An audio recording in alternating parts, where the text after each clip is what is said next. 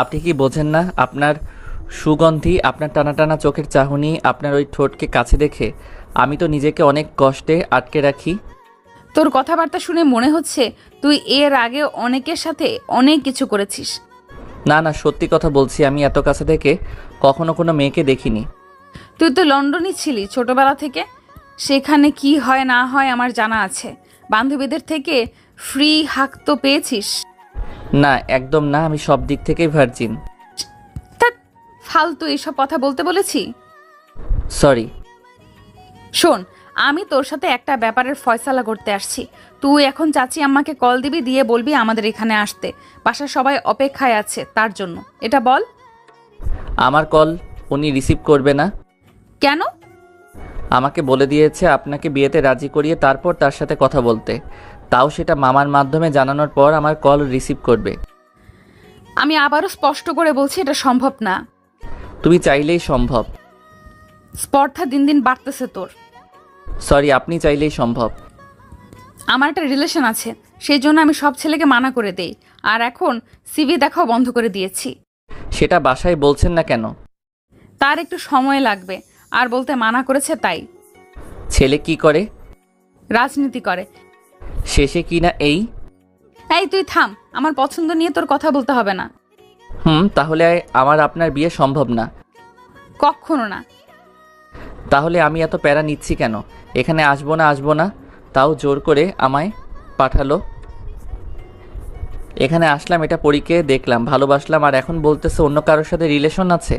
এতদিন মিথ্যা ভনিতা করার কি ছিল? আমাকে আড়ালে সব বললেই হতো। শুভ রাগ করে তার ফোনটা ড্রেসিং টেবিলের আয়নায় ছুড়ল। বিকট শব্দে ফোন আর আয়না দুটোই ভেঙে গেল।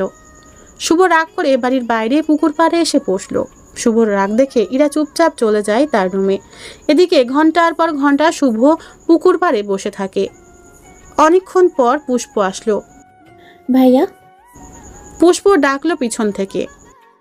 এই সব সময় ভাইয়া ভাইয়া করবা না তো। আমার মেজাজ ঠিক নেই, যাও এখান থেকে। আমি কি কিছু বলেছি আমার ওপর রাগ দেখান? আমি কি বলেছি তুমি কিছু করেছো? তুমি যাও এখান থেকে। আপনাকে খেতে ডাকছে। খাবো না আমি, যাও। খবরটা ইরার মায়ের কানে চলে যায়। ইরা নিজে থেকেই বলেছে তাদের মধ্যে কি হয়েছে। ইরার মা একটা প্লেটে ভাত নিয়ে এসে পুকুর পাড়ে শুভর কাছে আসে। ইরার মা ভাত নিয়ে আসায় সে একটু লজ্জা পড়ে যায়। তুমি আমার মেয়ের সাথে রাগ করে না খেয়ে আছো কেন বাবা?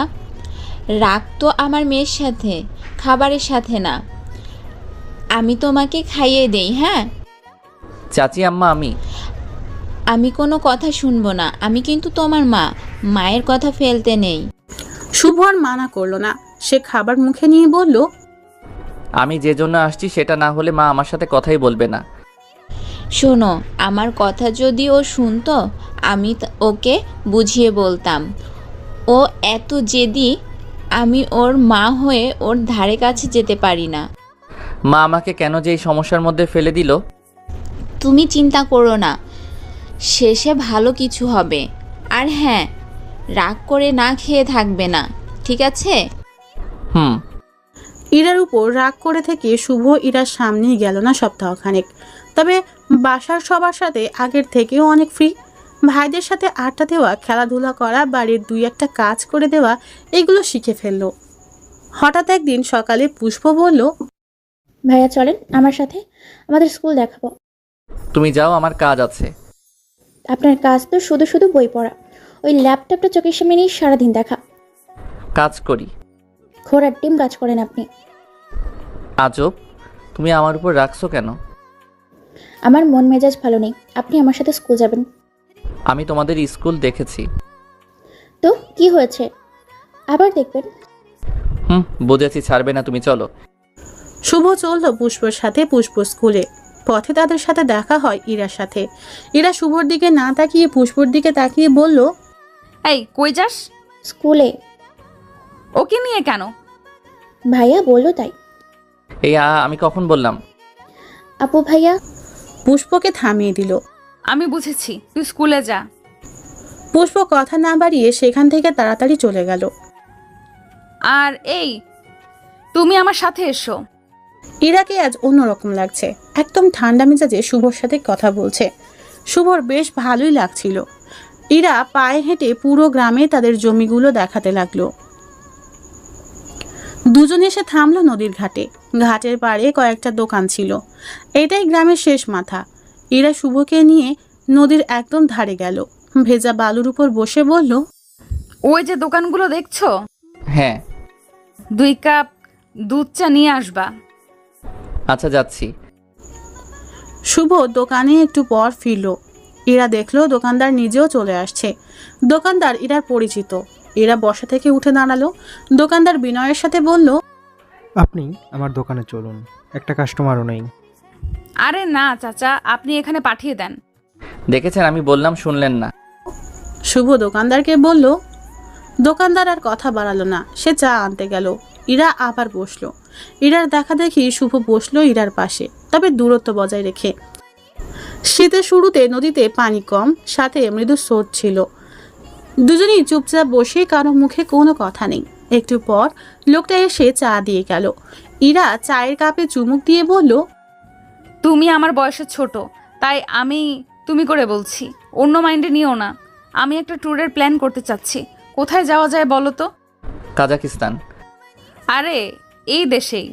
আমি তো চিনি না এখানে টুরিস্ট স্পট কোনটা ভালো বা কোথায়। তাও তো ঠিক। শোনো, আজ বাসায় যাব, ছোট্ট একটা মিটিং হবে। তুমি কিন্তু আমাকে সাপোর্ট দিবা। হুম। কিছুক্ষণ আবার চুপ দুজন।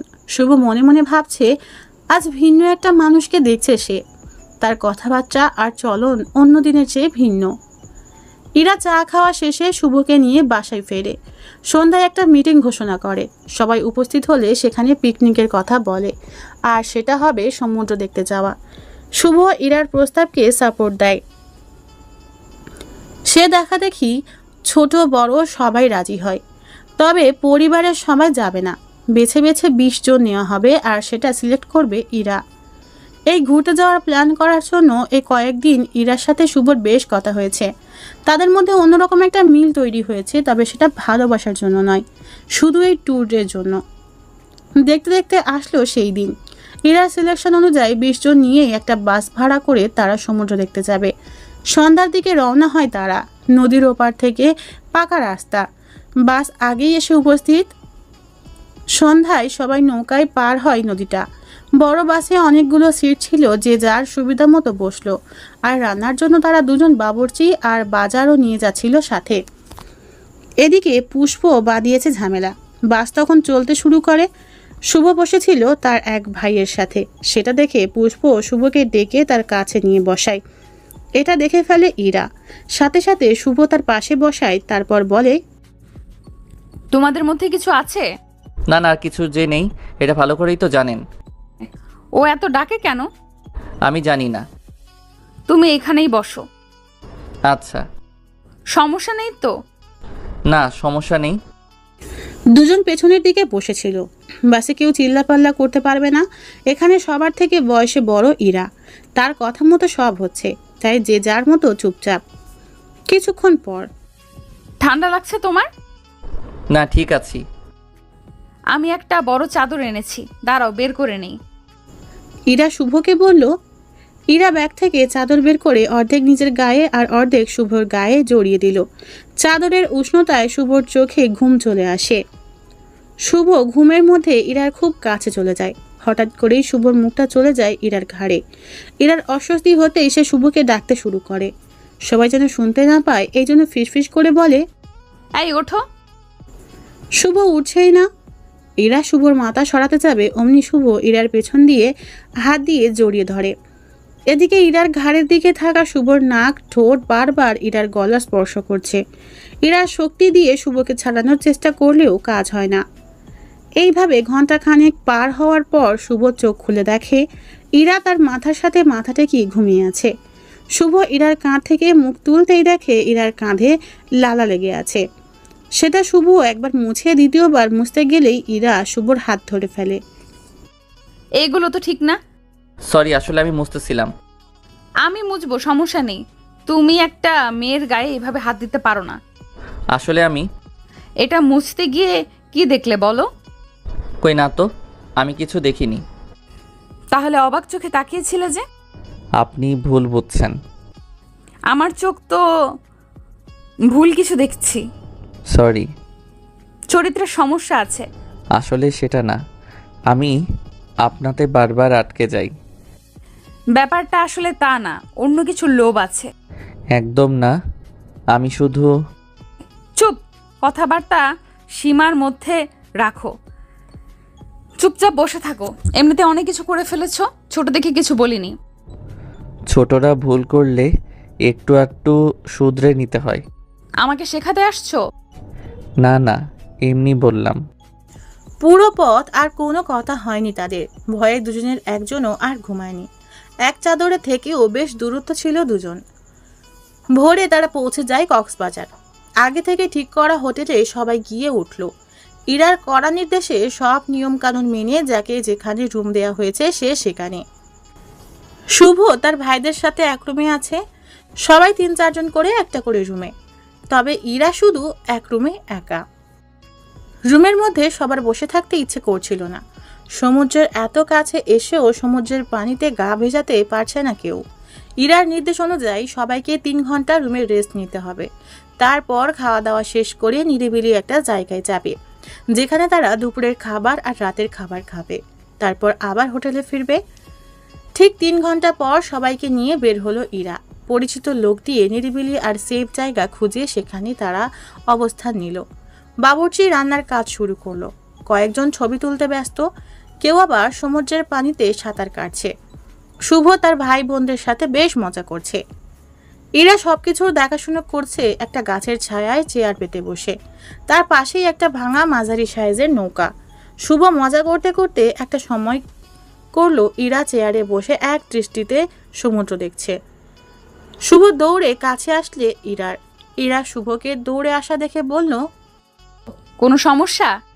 শুভ সেই ভাঙা নৌকার উপর এক পা তুলে বসলো। তারপর বলল, সব জায়গায় এভাবে বসে থাকা কেমন দেখায়?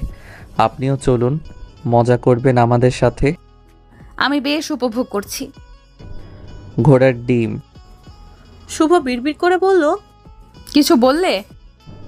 না, কিছু না, চলুন গোসল করবেন। তোর মাথা ঠিক আছে? তুমি যাও, ওদের সাথে ছবি ওঠাও, গোসল করো। ওদের সাথে আমি মজা করেছি, এখন থামলে কেন? বললেই যে বকা দেবেন। আমি জানি কি বলতে চাও। কি বলেন তো? তুমি চাইলে একটা ছবি উঠাতে পারো আমার সাথে।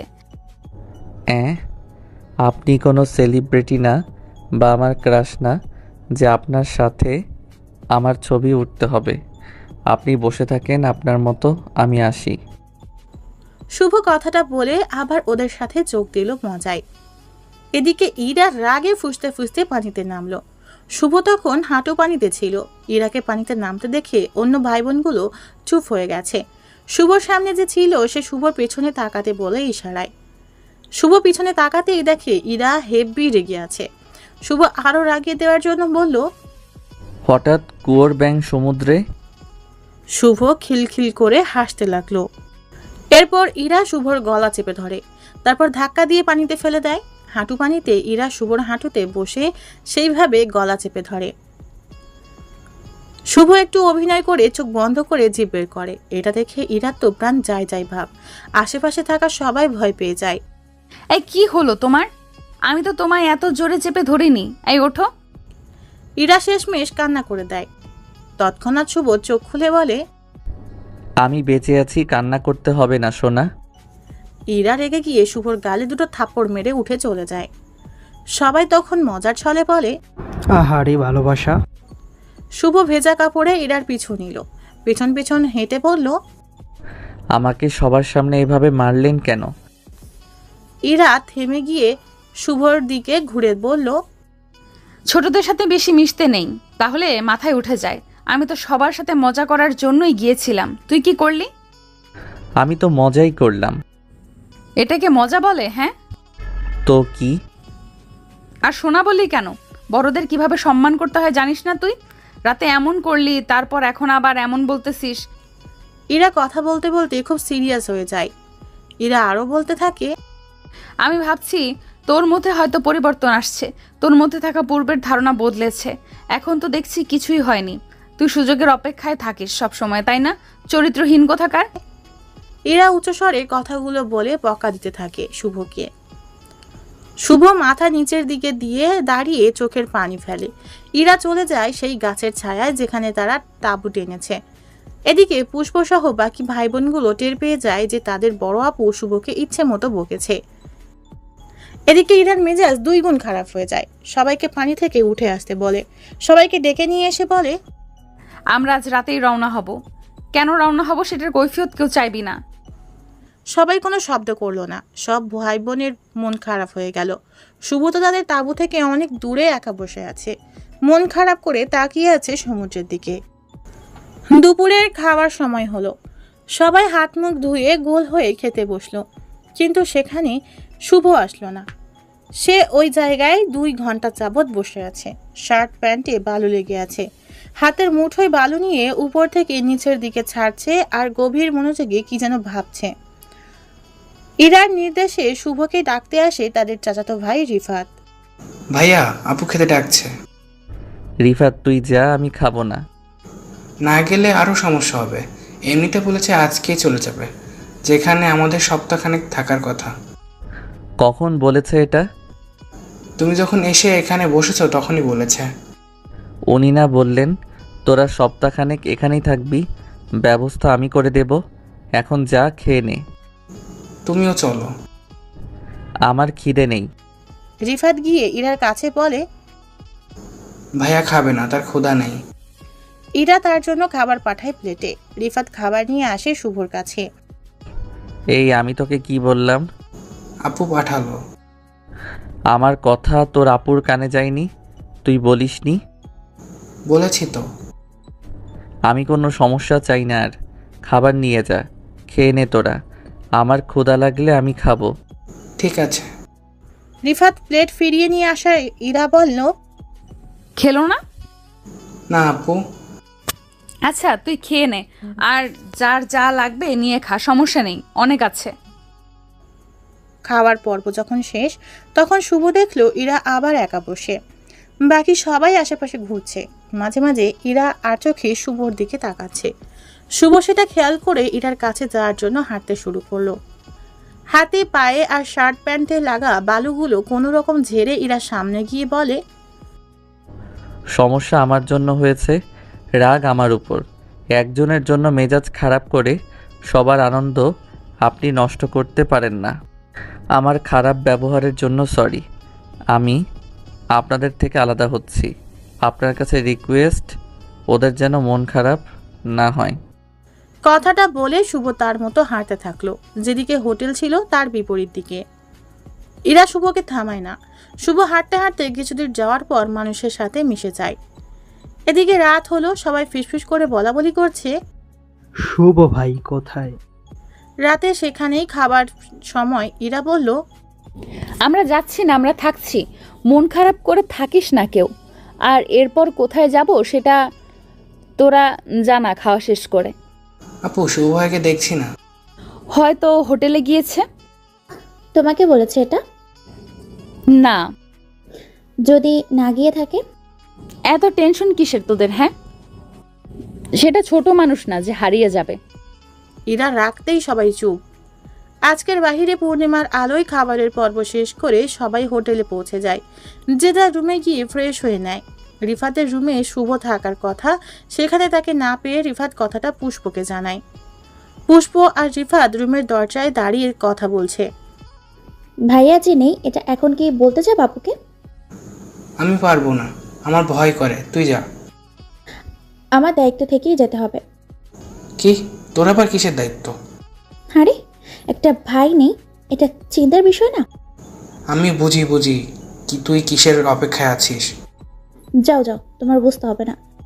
পুষ্প এসে শুভর অনুপস্থিতির কথা জানিয়ে দেয় ইরাকে। তখন রাত 1টা ছুঁই ছুঁই। ঘন্টা 2 আগে তারা এসেছে। এখন আবার কে যাবে খুঁজতে? পুষ্পকে রুমে পাঠিয়ে দিয়ে ইরা ভাবতে থাকে। ভাবতে ভাবতে 1 ঘন্টা শেষ, তবুও ফিরে আসার নাম নেই শুভর। ইরা হঠাৎ নিজে থেকেই বলে উঠল, পাগলটা গেল কোথায়? আমি এখন কোথায় খুঁজি? ওর কাছে তো ফোনও নেই। ইরা কথাগুলো বলে রুম থেকে বের হলো। হাঁটতে হাঁটতে হোটেলের বাইরের দিকে আসলো। সেখানে দারোয়ান তাকে থামিয়ে বলল, ম্যাম কোথায় যাচ্ছেন? এখন বাইরে যাবেন না। আমাদের সাথের একজন এখানে আসেনি, আমি তাকে খুঁজতে যাচ্ছি। আপনি মেয়ে মানুষ, এই রাতে বিচে অনেকে আসেন, কিন্তু আপনার বিপদ হতে পারে। সমস্যা নেই। দারোয়ান আর কথা বাড়ালো না। এদিকে ইরা হাঁটছিল। সমুদ্র পাড়ে অনেকেই তখনও শুয়ে আছে, অনেকেই, কেউ আবার দিচ্ছে আড্ডা। হোটেল থেকে একটু দূর যেতেই ইরা 3টা বাজে ছেলের খপ্পরে পড়ল। ছেলেগুলোর মধ্যে একজন বলল, আকাশ থেকে নামলো পরই যাবে আমার বাড়ি। ইরা তো ভয়ে শেষ। ছেলে 3টে ইরার দিকে আসতেই পিছন থেকে একজন এসে এলোপাথারি ভাবে ওই ছেলেগুলোকে মাইর দেওয়া শুরু করে। কিল ঘুষি মারতে মারতে ছেলেটা হঠাৎ হাতের কাছে লাঠি পেয়ে যায়, সেটা দিয়ে সাপ পেটানোর মতো মারতে থাকে। বাজে ছেলেগুলো চলে যাওয়ার পর ইরা দেখলো এটা শুভ। শুভ এগিয়ে এসে বলল, রাতে একা বের হয়েছেন, তাও এই নির্জন দিকে আসছেন। ইরা চুপ করে আছে। এখন কিছু হয়ে গেলে কি হতো? অহংকার একটু কমানোর চেষ্টা করেন। যাই হোক, রুমে যান। তুই কোথায় গিয়েছিলি? এখানেই তো। রুমে যাসনি কেন? এই কৈফিয়ত আমি আপনাকে দেব না। আমি চেয়েছি। শুভ এবার চুপ। কি হলো বল? এবার শুভ চুপ। কোনো কথা না বলে সেখানেই ধপাস করে বসে পড়ে শুভ। একটা সিগারেট ধরিয়ে টানতে টানতে শব্দ করে ধোঁয়া ছাড়তে শুরু করে। ইরা শুভর পাশেই নীরবে দাঁড়িয়ে আছে। সিগারেটে 2-1টা টান দেওয়ার পর শুভ বলল, এখনো দাঁড়িয়ে আছেন? এমনি। আমি এখানে থাকবো না, আপনি রুমে যান। না, কোথাও যাওয়া যাবে না। আমি আপনার কথা শোনার মতো মানুষ না। আমি আমার দায়িত্ব নিয়ে আসছি। ধ্যাত, আবার দায়িত্ব? তুই মিছে কারণে আমার সাথে এমন করছিস। বাড়াবাড়ি না করলে আমি তোকে কিছুই বলতাম না। কোনো বাড়াবাড়ি আমি করিনি। আমি যদি বলি করেছিস? আমি এত কিছু জানি না। আমি জানি আপনি আমার ছোটবেলার বউ, হবু বউ, আমার ভালোবাসা, আমার সব কিছু। আমি এখানে এসে আপনাকে প্রথম দেখেই প্রেমে পড়েছি। আপনাকে সেটা জানিয়েছি। প্রেমের কথা না হয় বাদ দিলাম, ছোটবেলার হিসেবে তো আপনার উচিত আমাকে মেনে নেওয়া। শুভ একদমই কথাগুলো বলল। তুই সে আগের কথা নিয়েই পড়ে আছিস। আমার বাবা তোর বাবার ব্যাপারটা তখন অন্যরকম ছিল। তোরা এখন নেই, সময় পরিবর্তন হয়েছে, সাথে সব কিছু। আমি এত কিছু বুঝি না। ঠিক আছে, বুঝতে হবে না। যান আপনি এখান থেকে। তুই তাহলে রুমে যাবি না? না। না গেলে আমি পানিতে ঝাঁপ দিয়ে আত্মহত্যা করব। কি বলেন? আবার বলেন। হ্যাঁ। দেখেন, আমি আপনাকে ভালোবাসি। আপনার কোনো ক্ষতি আমি হতে দিব না। আবার আমি হোটেলে যাব না। আমি থাকলে আপনার সমস্যা হবে। আমার মন শুধু আপনি আপনি করে। ইরা শুভর কথা শুনে একটা দীর্ঘশ্বাস ছাড়ল। সরি, অনেক কথা বলে ফেলেছি, আপনি এবার যান। তোকে না নিয়ে যাবে না। আমি যেতে পারি, তবে এক শর্তে। কি শর্ত? আমার হাত ধরে যেতে হবে হোটেল পর্যন্ত। ঠিক আছে, চল। আর একটা শর্ত আছে। কি? আমাকে নিয়ে একসাথে ঘুমাতে হবে। ঠিক আছে। কি? এটাতেও রাজি? শুভ যেন বিশ্বাসই করতে পারছিল না। সমস্যা কি ওট? না মানে, এখন মানে মানে করতেছিস কেন? এখন আমার নিজেরই ভয় করতেছে। ভয় নেই, তুই যা বলেছিস তাই হবে। হুম, আমার বিশ্বাস হচ্ছে না। একটু পরেই টের পাবি। জানেন, আপনার আচরণ অনেকটা বর্ষাকালের মেঘের মতো। কোন মেঘে বৃষ্টি নামবে আর কোন মেঘে নামবে না সহজে বলা মুশকিল। ইরা মুচকে হাসলো। এখন ইরা শুভর দিকে হাতটা বাড়িয়ে দিয়েছে। শুভ ইরার হাত ধরে বসা থেকে উঠে দাঁড়ালো। চল, হাত ধরেছি ঠিক আছে, কিন্তু এত কাছে আসা যাবে না। কাছে গেলে কি হবে? এই তুই বড় হয়েছিস, তোকে সব কিছু বুঝিয়ে দেওয়া লাগে নাকি? তুই বুঝিস না, নাকি বুঝো না বোঝার মতো করে থাকিস? সত্যি বুঝি না। ওই তো একটু দূরত্ব বজায় রাখতে হবে। তোমার হাতগুলো বেশ নরম। নরমকে নরম বলবো না? এই যে বাড়াবাড়ি করছিস, এটাই ভালো লাগে না। আর করব না, সরি। হোটেলে সেই রুমের দরজায় আসার পর আপনি একাই ঘুমাতে যান, আমি এমনি বললাম। ইরা শুভর কোনো কথাই শুনল না। দরজা খুলে এক ধাক্কা দিল শুভকে, তারপর দ্রুত দরজা লাগিয়ে দিয়ে বলল, কথা যখন দিয়েছি সেটা করে দেখাবো। না থাক। রাত অনেক হয়েছে, আমি এত কথা শুনতে চাই না। আমি শুয়ে পড়লাম, তুই ফ্রেশ হয়ে এসে লাইট অফ করে এই পাশে শুয়ে পড়িস। কথাটা বলে ইরা ডান কাত হয়ে শুয়ে চোখ বন্ধ করে ফেলল। শুভ বাথরুমে গিয়ে ফ্রেশ হয়ে আসলো। এসে দেখে ইরা কম্বল দিয়ে মাথা ঢেকে শুয়ে আছে। শুভ টিপটিপ পায়ে নিঃশব্দে এসে বিছানার পাশে আসলো। খুব ধীর গতিতে বিছানার একদম কোণায় শুয়ে পড়ল। মাঝখানে পড়ে থাকলো অনেক জায়গা। এদিকে ইরা কম্বলের মধ্যে থেকে মিজাজ দেখিয়ে বলল, লাইট অফ কে করবে? আচ্ছা করছি, মনেই ছিল না। মন কোথায় থাকে? তোমার কাছে। ইরা কম্বল থেকে মাথা বের করে শুভর দিকে তাকিয়ে চোখ রাঙালো। শুভ লাইট অফ করে বিছানায় এসে শুয়ে পড়ল। তখনও ইরা পূর্বের অবস্থার মতো করেই আছে। কিছুক্ষণ পর, আমাকে একটু কম্বল দেয়া যাবে? না। শীত করছে, এর থেকে তো বাইরে থাকাই ভালো ছিল। তোকে বাসের মধ্যে চাদর দেওয়ার পর কি করেছিলি মনে আছে? না। ফাজলামি করিস? আপনি রাগ করেন কেন?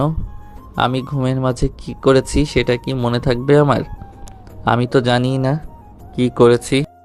তুই আমার পিঠে হাত দিয়েছিলি, আমার কাঁধে মাথা রেখে ওটা ফেলেছিলি। ছি ছি, আমি যদি জানতাম এমন হবে তোকে কখনো আমার পাশে বসাতাম না। আর হ্যাঁ, কাল কিন্তু অনেক জায়গায় ঘুরতে যাব, ঘুমিয়ে পড় এখন। শুভ কিছু বলছে না। কিছু বলছিস না কেন? শুভ তবুও চুপ। ইরা খেয়াল করে দেখলো শুভ ঘুমিয়ে পড়েছে। সে নিজে থেকে কাছে এসে শুভর গায়ে কম্বল দিয়ে দিল। ঘণ্টাখানেক পর শুভর ঘুমের মধ্যে বলা আবল তাবল কথায় ইরার ঘুম ভাঙে। ইরা উঠে দেখে শুভ কম্বলের মধ্যে রীতিমতো কাঁপছে। ইরা সাথে সাথে শুভর কপালে হাত দিয়ে দেখলো অনেক জ্বর। ওরে, এর তো খুব জ্বর। এই ভোর রাতে কি করব এখন? বাইরে তো যাওয়া যাবে না। ইরা চিন্তা করতে করতে হঠাৎ মাথায় আসলো জলপট্টির কথা। কিছুক্ষণ শুভর কপালে জলপট্টি দিল। জ্বরের তাপমাত্রা কিছুটা কমলো। ইরা ভাবলো সকাল হলে এর ব্যবস্থা নেওয়া যাবে। ইরা আবার লাইট অফ করে বিছানায় এসে শুয়ে পড়তেই শুভ ইরার পায়ের উপর পা তুলে দেয়। একটু পরে আরও কাছে চলে আসে, তারপর এক হাত পেটের উপর দিয়ে দেয়। আসলে শুভর খুব শীত করছিল। উষ্ণতা পেতে ইরার এত কাছে আসছে আপনা আপনি। ইরা সেটা বুঝতে পেরে কিছু বলছিল না। হঠাৎ শুভ ইরাকে খুব শক্ত করে জড়িয়ে ধরে। শুভর গরম নিঃশ্বাস ইরার কাঁধে পড়তে থাকে। ইরা অন্যদিকে মুখ করেছিল, কি করবে এখন ভেবে পাচ্ছিল না। এদিকে শুভ আবার আবল তাবল বলতে শুরু করেছে। আচ্ছা, আমি তোমাকে অনেকবার বলেছি কাস্টমারের মতো মনে করা যাবে না, তাদেরকে অতিথিদের মতো আপ্যায়ন করতে হবে। তুমি আমার কথা শোনো না কেন? শুভ যে ক্যাফের বিজনেস করে সেখানে যা বলতো এখন সেগুলো বলা শুরু করেছে। ইরা এই ব্যাপারটা এনজয় করতে শুরু করে। ইরা ভাবে, দেখি আমার কথার উত্তর দেয় কিনা। সাথে সাথে ইরা বলে, জি স্যার, আমি আমার যথাসাধ্য চেষ্টা করছি। কই তোমার চেষ্টা? তুমি তো 1 সেন্ট বকশিস তুলতে পারোনি। বিনয়ী হও। স্যার, কতটা বিনয়ী আর কিভাবে? যতটা বিনয়ী হলে তোমার ঘরে থাকা পেতনি টাইপের বউ তোমার উপর সন্তুষ্ট থাকে। ইরা এবার একটু রাগলো, ঠোঁট বাঁকিয়ে ভেঙচি কাটলো একা একাই। ইরার বুকের মধ্যে থাকা ইরার একটা আলাদা ভালো লাগা কাজ করতে শুরু করে। শুভকে নিয়ে একটু ভাবতে ভাবতে ঘুমিয়ে যায় ইরা। সকাল তখন 9টা। ইরা জেগে উঠে দেখে শুভ ফ্লোরে শুয়ে আছে। ইরা তো ভয়ে শেষ, যে বেচারা মনে হয় বিছানা থেকে ঘুমের ঘোরে পড়ে গিয়েছে। ইরা বিছানা থেকে নেমে শুভর কাছে গিয়ে ডাকতে থাকে, এই শুনছো শুভ? এই তুমি এখানে কিভাবে? শুভ ঘুম আর শরীরে প্রচন্ড জ্বর নিয়ে চোখটা কোনো রকম খুলে বলে, সরি। আরে সরি কি জন্য? তুমি এখানে কেন সেটা বলো। পড়ে গিয়েছো? না, আমি জেগে ওঠার পর দেখি আপনাকে জড়িয়ে ধরে শুয়ে আছি। ভয়ে আর বিছানায় থাকতে পারিনি। আরে তাই বলে এই জ্বর নিয়ে নিচে থাকতে হবে? এখানে থাকাই নিরাপদ। আচ্ছা হয়েছে, এখন তুমি উঠে বিছানায় যাও, আমি ওষুধের ব্যবস্থা করছি। ইরা সার্ভিসের বয়ের সাহায্যে ঔষধ নিয়ে আসে, সাথে বাইরে থেকে খাবার। শুভ যে তার কাছে তার রুমেই আছে এটা যাতে কেউ না জানতে পারে, তার জন্য ইরা সবাইকে ডেকে আগে জানিয়ে দিল শুভ যেখানে আছে সে সেটা জানে, কেউ যেন এটা নিয়ে চিন্তা না করে। আজকে তাদের যেখানে যাওয়ার কথা সেটাও বন্ধ করে দেয়, আর আগামীকালের জন্য সবাইকে প্রস্তুত থাকতে বলে।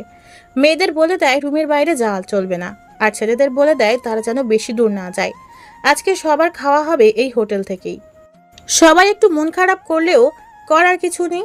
ইরা শুভর জন্য খাবার আর ঔষধ নিয়ে আসে, শুভ সেগুলো খেয়ে একটু সুস্থ হয়।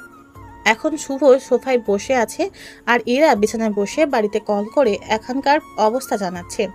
কথা বলা শেষে শুভ বলে, তাহলে আমার বাইরে যাওয়া যাবে না? একদম না, তুমি যে রুমে যাদের সাথে ছিলে সেখানে যাবে, ওরা সকালে ঘুম থেকে ওঠার আগেই। কিছু জিজ্ঞেস করলে বলবা রেগে অন্য কোথাও ছিলে, আর সেটা আমি ব্যবস্থা করে দিয়েছিলাম। আপনার এখানে আছি এটা সবাইকে জানালে কি হবে? কি হবে এটা তুমি জানো না? মান সম্মান যাবে, সবাই খারাপ চোখে দেখবে। বর বউ একসাথে থাকলে কেউ খারাপ বলে?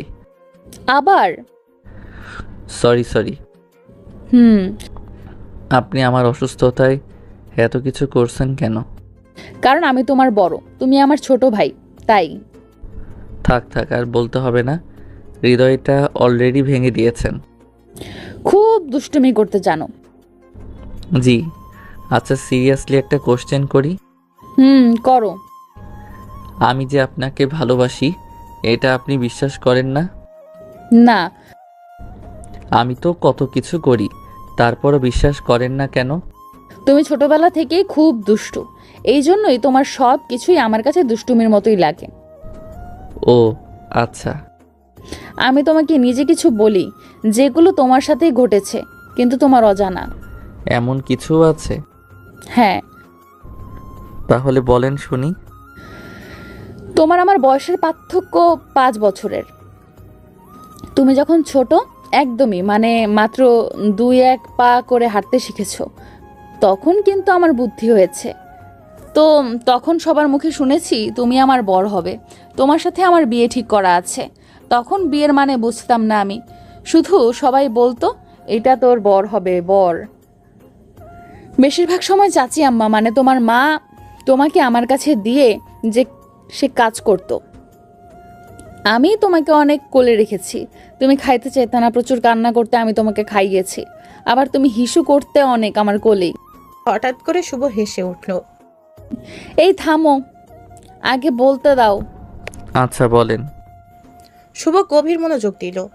ইরা আবার বলতে শুরু করলো, আমি তোমাকে কোলে নিয়ে ঘুরতাম বলে সবাই আমাকে বলতো এই প্রথম দেখলাম বউয়ের কোলে বড় বড় হচ্ছে। আমি তো আর অত বুঝতাম না, বড় হওয়ার পর বুঝি কি মধুর সময় আমি পার করে আসছি। তো তারপর সেই একটা ঝগড়া আর সব কিছু চিরতরের মতো শেষ। কথাটা বলা মাত্রই ইরা চোখ গড়িয়ে পানি পড়তে লাগলো। এই যে এত সুন্দর একটা কথার মাঝে আবার দুঃখ টেনে আনার কি দরকার ছিল? সরি। তারপর আর কিছু নেই? এই তো তোমাকে নিয়ে প্রতিদিন থাকতাম। আচ্ছা আমি কেমন দুষ্টামি করতাম? বললাম তো, খাইতে চাইতে না, গোসল করতে না, পানি গায়ে লাগলেই কান্না করা শুরু করতে, আমাকে প্রচুর মাইট দিতে। তুমি আমাকে মাইট দাওনি? না, একটুও না। কেন? ওই যে সবাই যখন বলতো তুমি আমার বর, আমি তখনই ভাবতাম এটা খুব দামি একটা জিনিস, তোমাকে মাইট দেওয়া যাবে না, কষ্ট দেওয়া যাবে না, শুধু সেবা যত্নে রাখতে হবে। ও আচ্ছা, আমি আপনাকে চুমু খাইনি, আপনি আমাকে খাননি? এটা কেমন কথা? রেগে যাচ্ছেন কেন? আমি তো ছোটবেলার কথা বলছি। খেয়েছি, তবে তুমি একটু ছিলে। মানে 10 বার চুমু দিতে বললে 1 বার দিতে, আর সেই একবারেই আমার গাল ভিজিয়ে দিতে। কিভাবে? ওই যে বাসের কথা মনে আছে, মুখ দিয়ে লালা পড়ছিল? তোমার ছোটবেলায় অনেক পড়েছে, তুমি তো চুমু দিতে না, আমার গাল ছিল তোমার খাবার, সেটা জিভ দিয়ে চেটেছ শুধু। আর যখন তোমার একটা দাঁত ওঠে তখন কামড় দিতে শেখো। একবার আমার গালে তোমার ওই এক দাঁত বসিয়ে দিয়েছিলে, তারপর আমার গাল তোমার মুখের সামনে নেইনি। হুম। এই হাসছো কেন? কই না তো। ঠোঁট বলছে হাসছো। মানে এগুলো আমার অজানা ছিল, জেনে ভালো লাগছে আর বেশ খুশিও লাগছে। ঠিক আছে, আমি যা বললাম এইসব কারোর সাথে শেয়ার করার দরকার নেই, আর দ্বিতীয়বার আমাকে বলারও দরকার নেই। আচ্ছা, আমরা কি আর এক হব না? না, কখনো না। এসব কথা বলে আমাকে রাগাবে না আর। আচ্ছা ঠিক আছে, ধ্যাত, এসব আর মুখে বলবো না। আমি তোমার চোখে মুখে আমার জন্য আগ্রহ দেখি, কিন্তু তুমি সরাসরি তেমন কিছু করো না। এই কি দেখো? কই না তো। জ্বর এখন কেমন? কমেছে কিছুটা। আজ কিন্তু বাইরে যাওয়া যাবে না। জানি, বলেছেন তো। না, বিয়ে নিয়ে কি ভাবছো? হ্যাঁ, কিছু বললেন? শুভ, শুনতে পাইনি। বললাম বিয়ে নিয়ে কি ভেবেছো? কার বিয়ে? কার আবার? তোমার। কার সাথে? আজব, বড় হয়েছো অনেক, আবার বিদেশে বিজনেস দাঁড় করিয়েছো। চাচি আম্মা তোমার জন্য অনেক কিছু করেছে, এবার তাকে রেস্ট দিতে হবে না? সেই জন্যই তো আপনার কাছে আসে। এবার আমাকে নিয়ে কথা। বারবার আসলে আমি কি করব বলেন? অন্য কিছু বলো। না থাক, কিছু বলতে হবে না, যেমন চুপচাপ ছিলে তেমনই থাকো। হঠাৎ কলিং বেল বেজে উঠল। তুমি একটু বাথরুমে যাও। এখন যাওয়ার দরকার নেই। কেউ যাতে না দেখে সেই জন্যই বলেছি, গাধা। আচ্ছা, যাচ্ছি। ইরা দরজা খুলে দেখে পুষ্প দাঁড়িয়ে। কিরে, কিছু বলবি? মানে ভাইয়া কোথায়? কোন ভাইয়া? শুভ। তাকে দিয়ে তোর কাজ কি? না মানে আমাদের এখানে আসছে না কেন?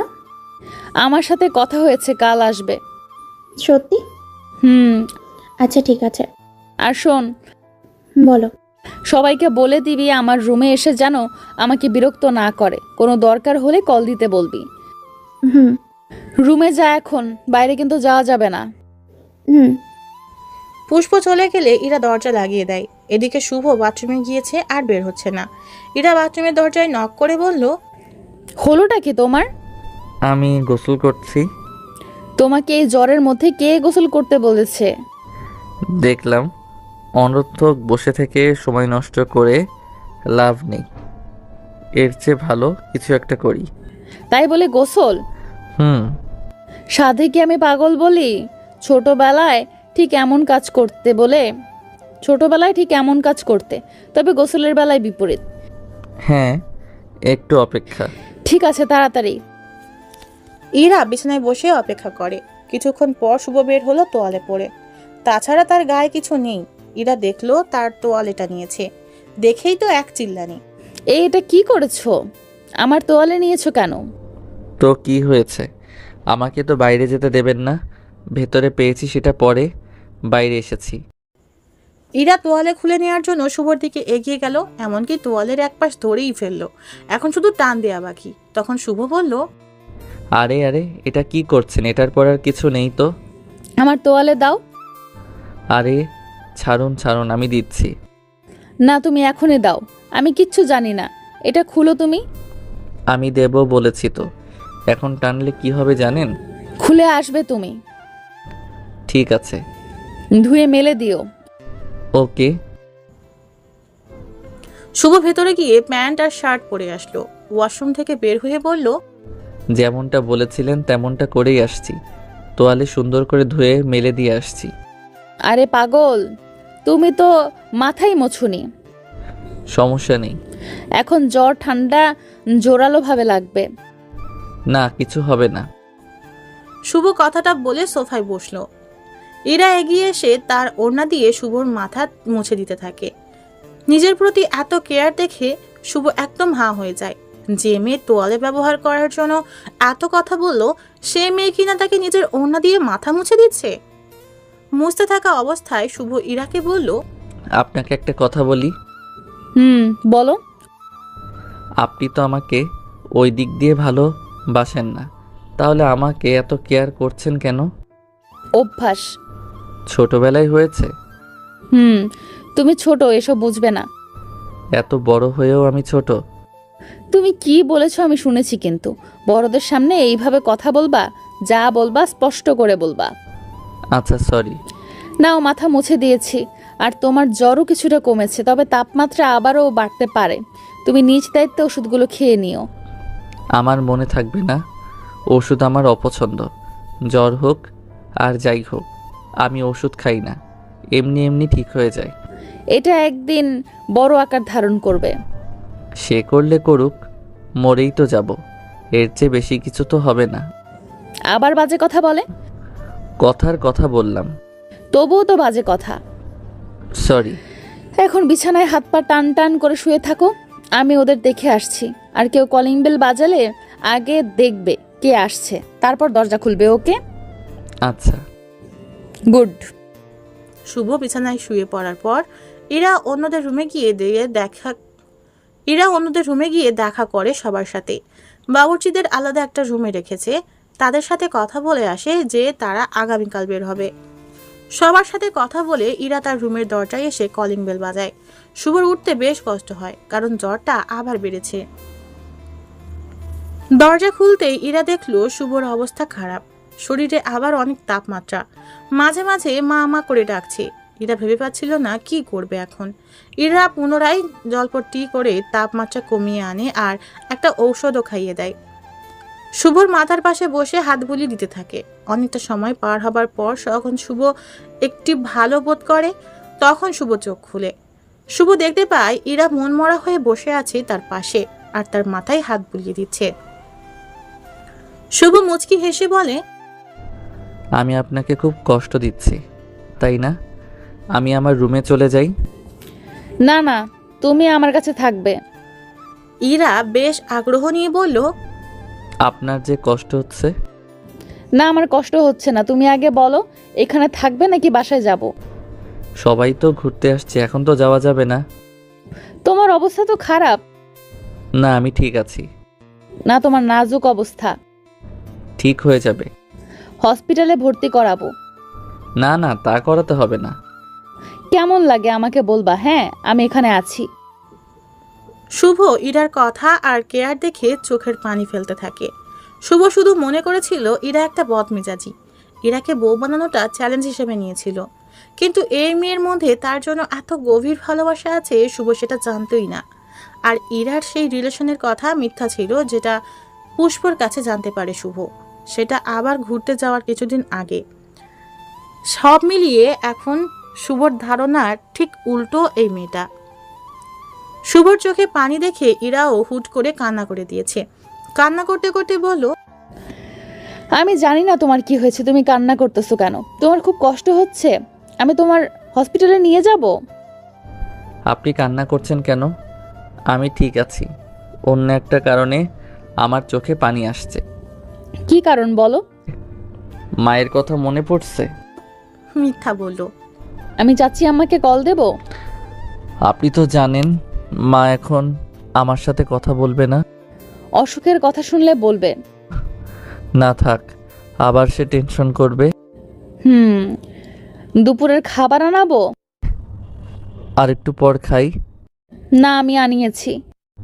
আমি একটু পরে খাই। না, এক্ষুনি।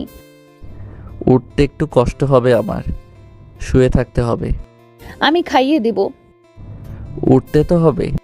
না, শুয়ে থাকো। শুয়ে থেকে খাবার গিলতে পারি না আমি। অমনি কষ্ট করবা? এমনিতে তো কষ্টের মধ্যেই আছি। তুমি আলসেমি করতেছো।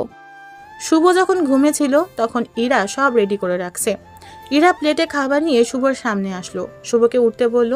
শুভ বালিশ ছেড়ে বিছানায় দুপা ভাঁজ করে কম্বল পুরো শরীরে জড়িয়ে বসলো। এরপর ইরা শুভকে খাইয়ে দিতে লাগলো। এই সময়টা শুভ ঠিক ছোটবেলার সেই সময়টাই ধরে নিল আর মুখ দিয়ে সেটা প্রকাশও করলো। মনে হচ্ছে সেই ছোটবেলা। তুমি বুঝবে না, তোমার তখন বোঝার মতো এত বুদ্ধি ছিল না। আপনি বলার পর এখন একটু ওই রকম ভাবছি আর কি। খাবার সময় কথা কম। আচ্ছা। খাওয়া শেষে শুভ বলল, আজ আমি সোফায় ঘুমাবো। অসুস্থ না হলে সোফায় ঘুমাইতে বলতাম, কিন্তু তুমি অসুস্থ, তাই বিছানায় ঘুমাবে। কিন্তু আমি তো। শুভ কিছু একটা বলতে গিয়ে থেমে গেল। আমি তো কি? আমি যে গতরাতে আপনাকে জড়িয়ে ধরেছিলাম ঘুমের ঘোরে। আজ ধরবে না। আমি নিশ্চিত না। মনের মধ্যে চালাকি আছে? একটু না। আমি জানি। সোফায় ঘুমাই, সমস্যা নেই। তুমি জ্বর উঠলে কেমন করো সেটা তুমি জানো না, আমি জানি। একবার সোফায় থেকে পড়ে হাত পা ভাঙলে কি হবে বুঝতে পারছো? চাচি আম্মা আমাকেই দোষারোপ করবে, তাই কোনো কথা না, আমার সাথেই থাকবে। হুম। আজ রাতে গত রাতের মতো দুজন একই বিছানায়, মাঝখানে বেশ ফাঁকা জায়গা রেখেই ঘুমায় দুজন। দুজন বললে ভুল হবে, এখন শুধু ইরা ঘুমিয়ে আছে। শুভ যেন তার কাছে ঘুমের ঘোরে না পৌঁছে যায়, সেজন্য জেগে আছে। মধ্যরাতে ইরা জেগে উঠে শুভর অবস্থা দেখার জন্য শুভর দিকে তাকাতেই দেখে শুভ ঘুমায়নি, জেগে আছে। ইরা বলল, কি ব্যাপার? ঘুম আসছে না। চোখ তো লাল হয়ে আছে, দেখি জ্বর আসছে কিনা। কপালে হাত দিয়ে দেখলো, না জ্বর নেই তেমন। চোখে ঘুম, তবুও ঘুমাচ্ছ না কেন? আমার পুরো বিছানায় গড়াগড়ি করে শুয়ে অভ্যাস। আমি আবার আপনার কাছে গিয়ে সমস্যা করতে পারি, তাই জেগে আছি। ইরা শুভকে অবাক করে দিয়ে শুভর খুব কাছে চলে যায়। শুভর একটা হাত ইচ্ছে করে নিজের পেটের উপর দিয়ে রেখে এবার বলে, এখন ভয় নেই, নিশ্চিন্তে ঘুমাও। আচ্ছা। গুড বয়, সকালে কথা হবে। হুম। পরদিন সুন্দর এক সকাল দুজনের জন্য। ইরা আজ আগে উঠে দেখে শুভ দূরত্ব রেখে ঘুমিয়ে আছে, আবার কপালে হাত দিয়ে দেখে জ্বর নেই। শুভকে জাগিয়ে তার ভাইদের রুমে যেতে বলে। এরপর তারা বাকি 5 দিনে 5টা স্পটে ঘুরলো, বেশ মজাও করলো। এর মধ্যে শুভ ইরার ছোট ছোট ঝগড়া খুনসুটি বেশ হয়েছে। তারা যখন বাড়ি ফিরে আসে তখন বাঁধল এক বিশাল সমস্যা। বলা যায় ইরা জীবনের এক কালো অধ্যায়ের শুরু। ইরা চাচা যিনি পুলিশের চাকরি করেন, উনি এক পাত্র এনেছেন ইরার জন্য। আর এটাতে ইরা ঘুরতে যাওয়ার বেশ কিছুদিন আগে সম্মতি দিয়েছিল। আর আজ পাত্রসহ তার বাবা মা বোন চলে আসছে। ছেলের পরিবারের সবাই ইরাকে পছন্দ করলো।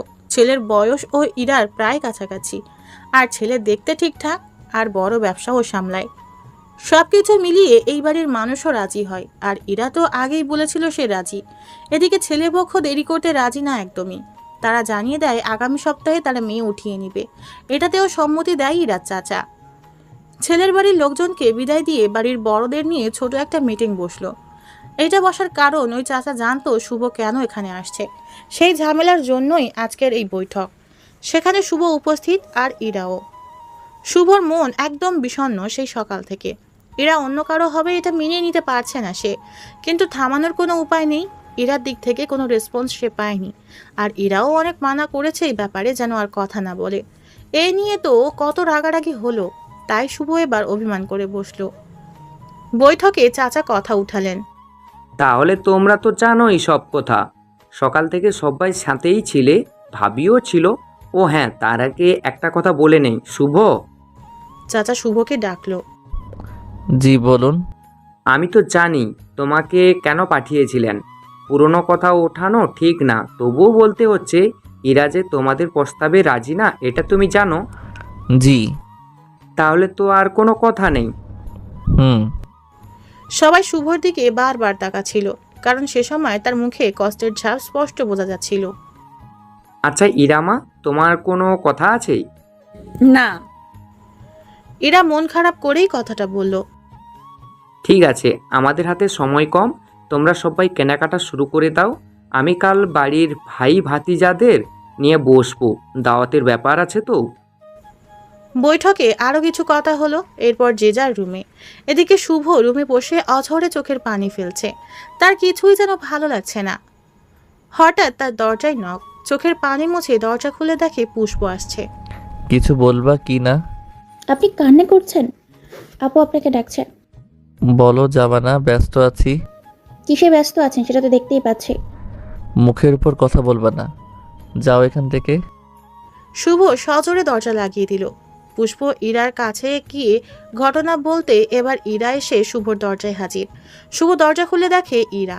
ইরাকে দেখে অন্যদিকে ঘাড় ঘোরালো, আর ইরা এক দৃষ্টিতে শুভর মুখের দিকে তাকিয়েছিল। ইরা ভিতরে এসে দরজা লাগিয়ে দিল। শুভ চেয়ারে বসার জন্য এক পা বাড়াতেই ইরা বলল, আমার সামনে থাকো। ইরা তখন দরজায় হেলান দিয়ে দাঁড়িয়েছিল। শুভ ইরার দুই হাত পিছন থেকে তার মুখোমুখি দাঁড়িয়ে। সমস্যা কি? শুভ উত্তর করল না। বোবা হয়ে গেছো? না। আমি যে ডেকেছিলাম হুম। গেলে না কেন? এমনি। দেখি আমার দিকে তাকাও। শুভ মুখ তুলল না। এই আমার দিকে। তোমার যা অবস্থা, একটা ধমক দিলে তো ফুপিয়ে কান্না শুরু করবে। কান্নার ধরনটা পরিবর্তন হয়নি, ঠিক ছোটবেলায় যেমন ছিল ঠিক তেমনই আছে। কান্না করে তো চোখ মুখ না লাল করে ফেলেছো। শুভর চোখ বেয়ে টপ টপ করে পানি পড়ছিল। আর কান্না না, বলো কি চাও? শুভ ফুপিয়ে বলল, আমি কি চাইবো? আমার কিছু চাওয়ার নেই। এরকম বাচ্চাদের মতো করলে হয়?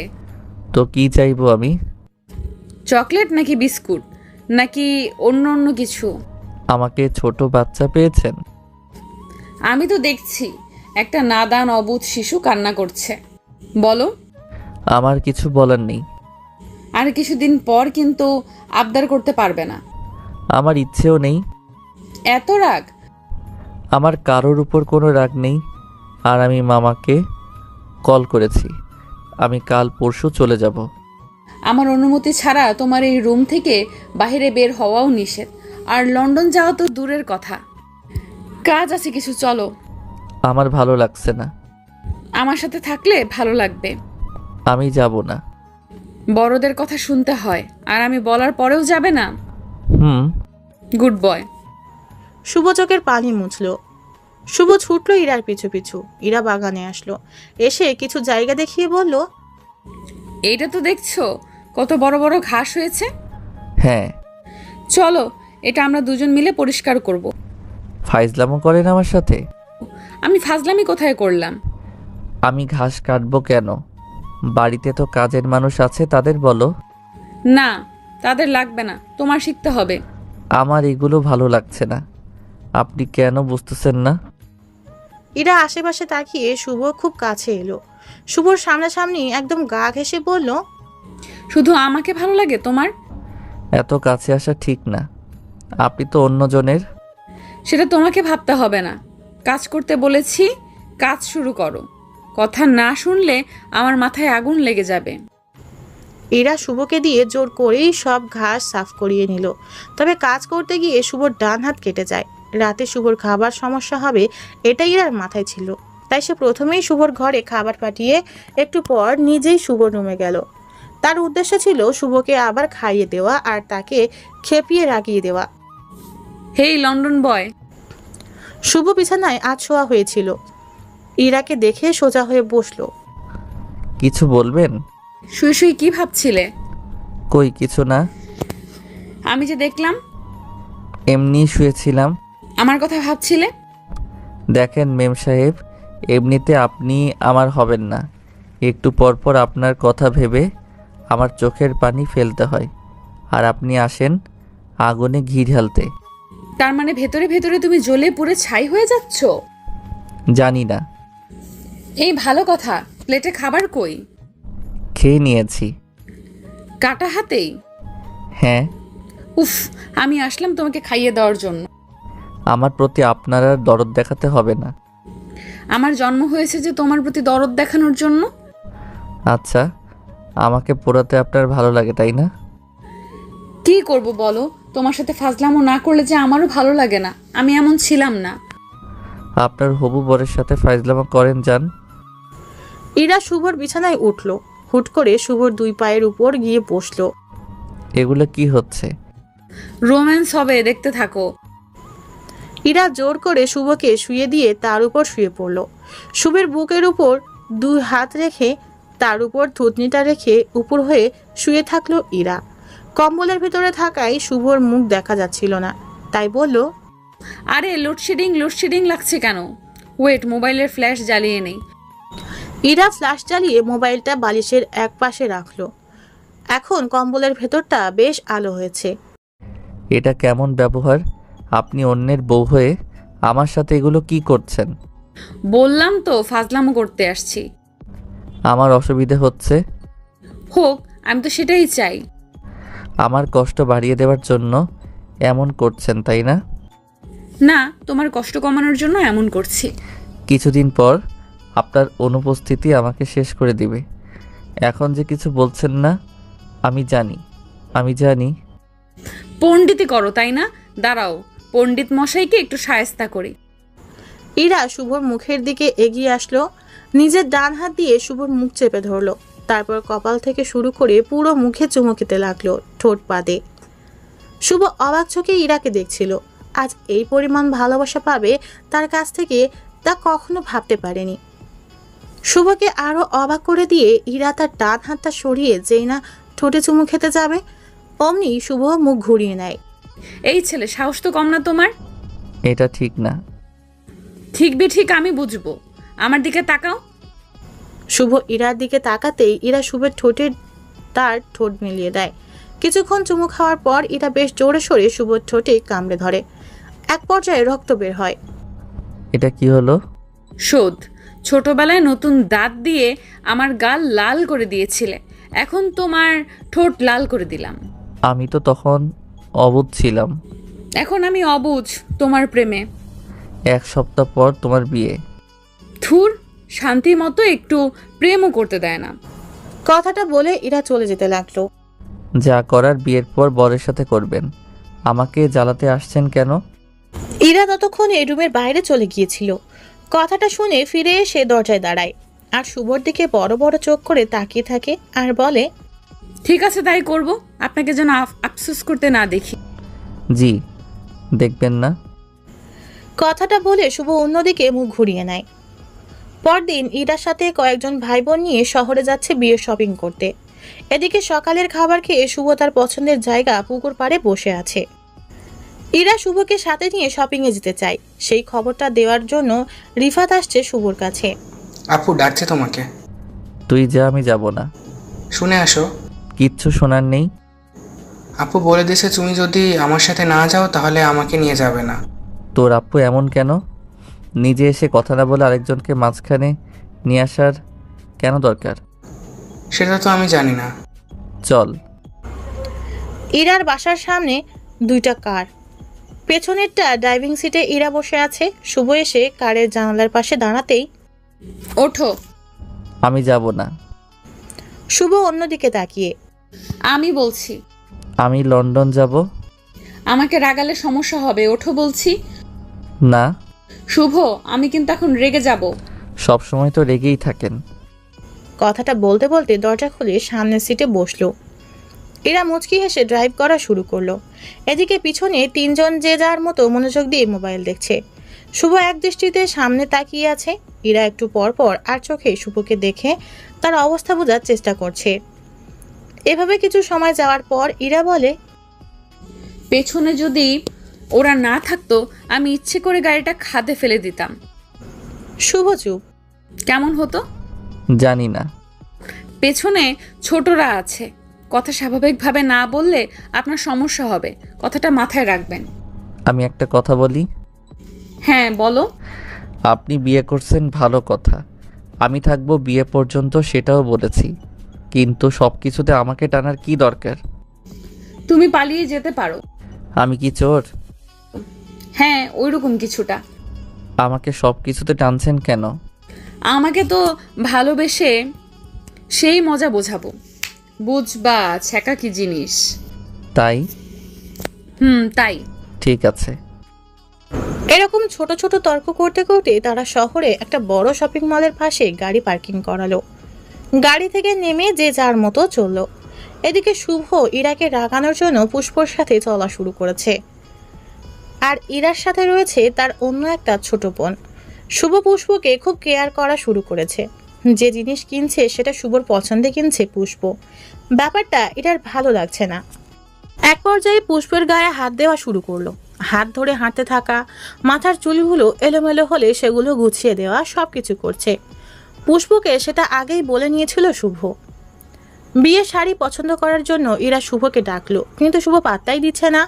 ইরা এক পর্যায়ে সহ্য করতে না পেরে শুভর কাছে আসে। কাছে থাকা পুষ্পকে অন্যত্র পাঠিয়ে দেয়। রাগ দেখিয়ে শুভকে বলে, সমস্যা কি? আমার কোনো সমস্যা নেই। ইরা শুভর কলার ধরে বলল, আমার চোখে পানি চলে আসছে তোর জন্য, তুই বুঝিস না? এবার শুভ একটু ভয় পেল। দোকানের এক কর্মচারী তাদের উদ্দেশ্যে বলল,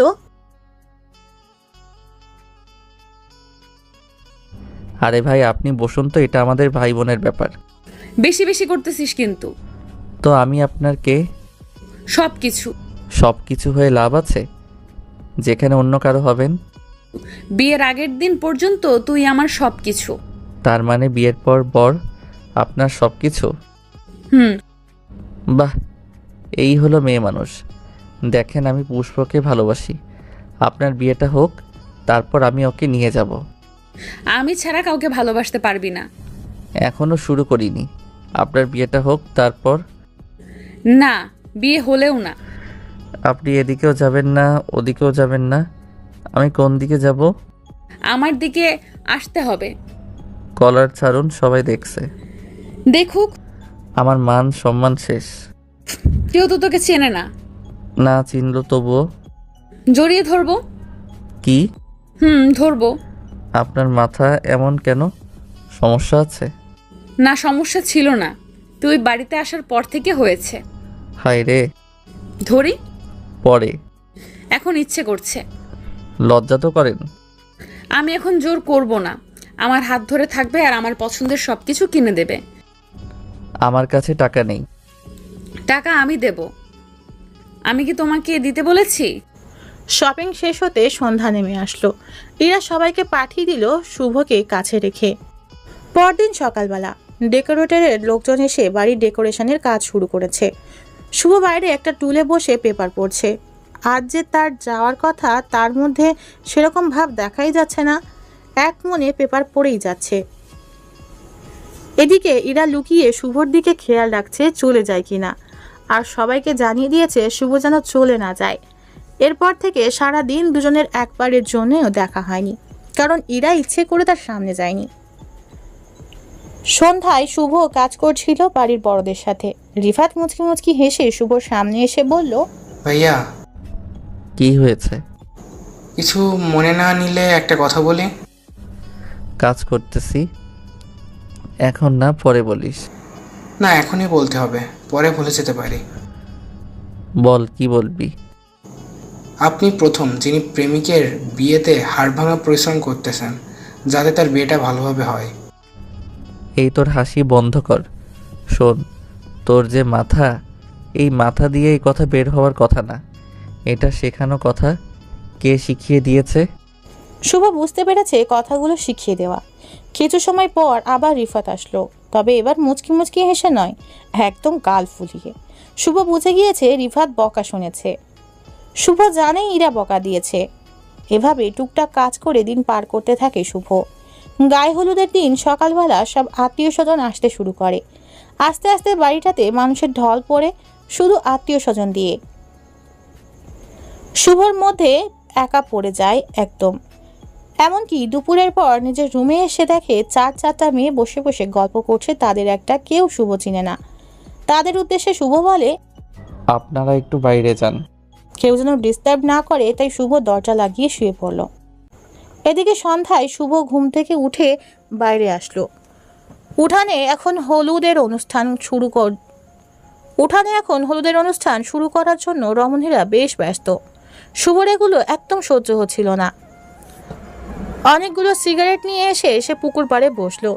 একের পর এক 4টা সিগারেট শেষ করার পর যখন পঞ্চম সিগারেটটা মুখে দিবে, তখন পুষ্প এসে হাজির। আপনি এখানে? আপনাকে খুঁজছে সবাই। কেন? আরে চাচি আম্মা আসছে, আপনি দেখেননি? কার চাচি আম্মা? আরে আপনার মা আসছে। কি বলো, কখন আসছে? কিছুক্ষণ হলো।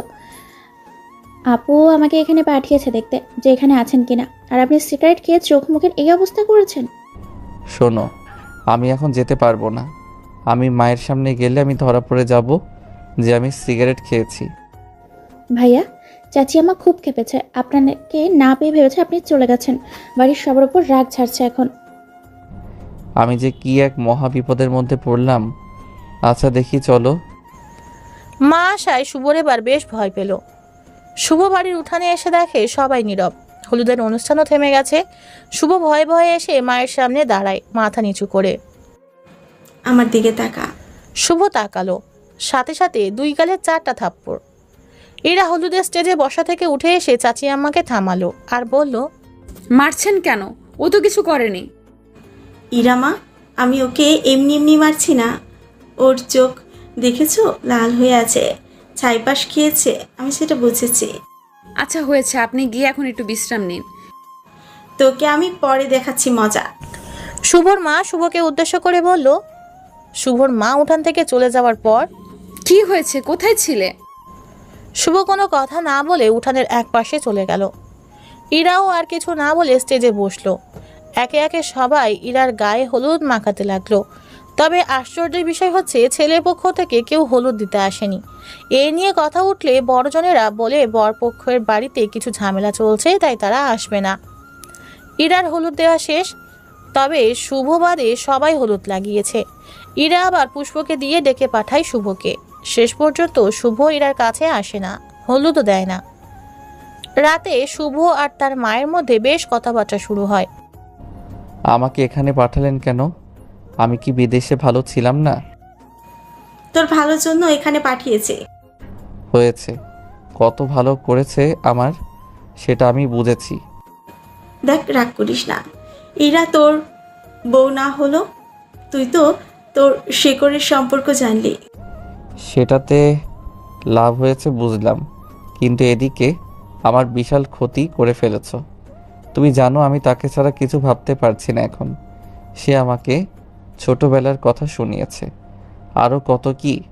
এখন আমি তাকে ছাড়া থাকবো কিভাবে? হ্যাঁ, এটাতে আমার ভুল হয়েছে। আচ্ছা, শক্ত হ, যা হবার হয়েছে। এখন তো এটাই বলা বাকি আছে। এদিকে ক্ষণে ক্ষণে আমি পড়তেছি, সেটা দেখার কেউ নেই। পরদিন সকালবেলা, আজ বিয়ের দিনে সবাইকে ছেড়ে শুভ একা বাড়ির বাইরে সময় কাটাচ্ছে। বাড়িটা তার কাছে অসহ্য লাগছে। ইরার ফেসটা তার চোখের সামনে বারবার ভাসছে।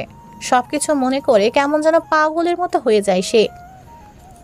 এসব সহ্য করতে না পেরে গ্রামের পর গ্রাম হাঁটতে থাকে শুভ। সন্ধ্যা হলে এক জায়গায় থেমে যায় সে। হঠাৎ একজনকে ডেকে জিজ্ঞাসা করে এখান থেকে তার গ্রাম কত দূর। গ্রামের নাম বলার পর লোকটি বলল সে তো অনেক দূর, গাড়িতে গেলে ঘন্টা 3 লাগবে। শুভ আবার বাড়ির দিকে চলতে শুরু করে আর ভাবতে থাকে, এখন তো বরযাত্রী ইরাকে নিয়ে চলে গেছে, তার সাথে হয়তো আর কখনো দেখা হবে না। জীবনের কি মধুর একটা সময় পার করেছে ইরার সাথে। এসব ভাবতে ভাবতে এক পথ ধরেই চলে আসে নিজের গ্রামে। আশেপাশের লোকজনকে জিজ্ঞেস করে আর কিছুটা পথ ভ্যানে এসে নিজ গ্রামে এসে পৌঁছালো রাত 12টার পর। বাড়িতে একদম যেতে ইচ্ছে করছে না তার। ইরার কথা মনে হতেই বুক ফুলে উঠে চোখে পানি চলে আসছে। আরও কিছুক্ষণ সময় বাইরে থেকে রাত 2টায় বাড়ির গেটে প্রবেশ করে। পেটের ক্ষুধায় আর চোখে ঘুম নিয়ে হেলতে দুলতে বাড়ির মধ্যে প্রবেশ করে। আর বাড়ির মধ্যে কোন স্টেজে ইরাকে বসে থাকতে দেখে শুভর চোখ থেকে ঘুম আর পেট থেকে ক্ষুধা উধাও। শুভ খেয়াল করে দেখলো বাসার বড়জনেরা বসে, সাথে ইরার মা। শুভর মা চেয়ারে বসে ঝিমাচ্ছে আর এরা বসে থেকে মাথা নিচের দিকে দিয়ে আছে। শুভকে প্রথমে দেখে শুভর মা। সে উঠে এসে শুভকে মারতে আসতেই অন্যরা থামিয়ে দেয়। শুভ বুঝতে পারে না কি জন্য মারতে আসছে, তার দোষ কোথায়। এদিকে একে একে সবাই আসলো। কাজী হুজুরও ছিল, তারা দেখে বলল, তোমার জন্য দুপুর থেকে অপেক্ষা করছি, আর তুমি। সবাই জোর করে ধরে শুভকে ইরার পাশে বসালো। বিয়ে পড়ানো হলো। রাত 2টার পর শুভর সময়গুলো ঘুমের মধ্যে স্বপ্নের মতো হতে থাকলো। বাড়িতে কি হয়েছে না হয়েছিল কেউ কিছু বলছে না, তবে তার উপর যে সবাই ডেকে এইটা সে বুঝতে পেরেছে। পরিস্থিতি খারাপ দেখে শুভ আর কাউকে কিছু জিজ্ঞেস করে না। চোখের পলকে ইরা এখন তার বউ। ইরা একটা বারের জন্য শুভর দিকে তাকায়নি। ঝটপট সব কাজ শেষ করার পর শুভ আর ইরাকে পাঠিয়ে দেওয়া হয় বাসর ঘরে। বাসর ঘর সাজানো হয়েছে ইরার রুমে। শুভ রুমের এক কোণে দাঁড়িয়ে। এদিকে ইরা ঘোমটা খুলে খাটের নিচে থেকে একটা লাঠি বের করলো। যেই না শুভর কাছে আসলো তখন বলল, আমাকে যদি বলতেন এসব কি হচ্ছে। তুমি কোথায় গিয়েছিলে? বাইরে। আমাকে বলে গেছিস? কাউকে বলিনি।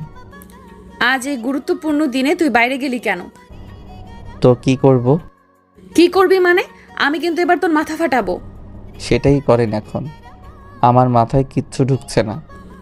সেটা বলবো, আগে বল বাইরে কেন গেলি? আমি তো আপনাকে অনেক ভালোবাসি, তাই না? আমি গ্রামে থেকে অস্থির হয়ে যাচ্ছিলাম, তাই একটু দূরে গিয়েছিলাম। আজ বিশেষ দিন, তাই এত বড় ভুলের জন্য ক্ষমা করলাম। ভুলটা কোথায়? এদিকে আসো, আমার উরুতে মাথা রাখো। তুমি এই 1 সপ্তাহে যে দেখেছো সবই মিথ্যা।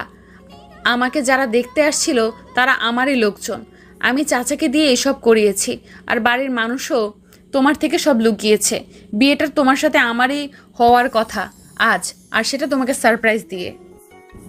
আমি তোমার মা আর তোমাকে সারপ্রাইজ দিতে চেয়েছিলাম, কিন্তু উল্টে তুমি আমাদের সারপ্রাইজ সহ কষ্ট দিলে। এই ব্যাপার? এখন বলো, আমাকে এত ঘোরানোর কি দরকার ছিল? আমি তোমাকে ঘুরাইনি। তাহলে? আমার ভালোবাসা কেমন সেটা পরীক্ষা করে নিয়েছি, অনেকটা কামারের মতো। মানে? কামার কি? ওই যে লোহা পুড়িয়ে পিটিয়ে বিভিন্ন জিনিস তৈরি করে তারা।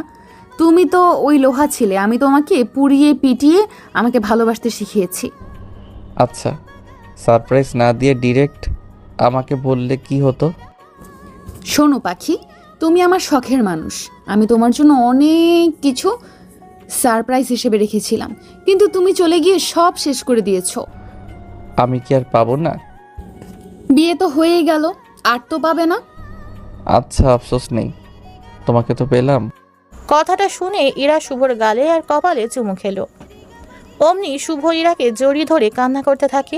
ইরা থামিয়ে দেয় না শুভকে, কারণ ইরা জানে সে ইচ্ছে করে অনেক কষ্ট দিয়েছে, আর এত কষ্টের পর যখন সে তাকে পেয়েছে এইটুকু কান্না করবেই। কান্না শেষে শুভ বলে, আমার ক্ষুধা লাগছে অনেক, সারাদিন কিছু খাইনি। মেহমান সব ভাত পোলাও মাংস সব শেষ করে দিয়েছে। আমার ভাগেরটাও?